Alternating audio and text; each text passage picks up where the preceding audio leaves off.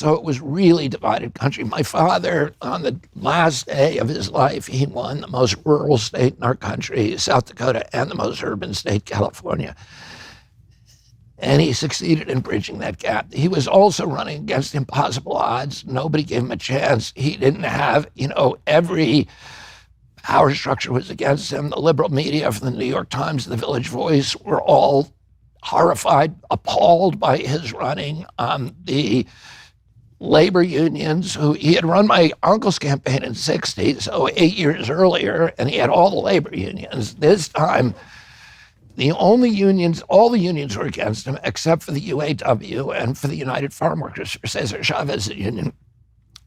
He had all the big city mayors against him. They had all been for him in 1960. Mayor Daley was, angry and threatening. So my father really didn't have any of and all of the New Frontier people who he had brought into office were all working for Johnson.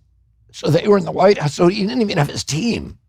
And, he ran, and, a month later, Johnson withdrew from the race, and then my father started winning the primaries on the last day of his life. He ran the primaries, and one of the last calls he took was from Mayor Daley saying, Mayor Daley controlled the delegates in Chicago, so he would have gotten the nomination, and he'd already beaten Hubert Humphrey once in '60. He'd already beaten Nixon once in '60.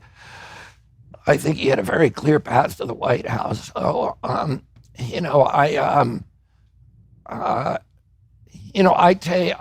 look at that. I was there. I was 14 years old. I was with my dad when he died in Los Angeles. But I look at his history of that campaign, and I take inspiration and hope from it.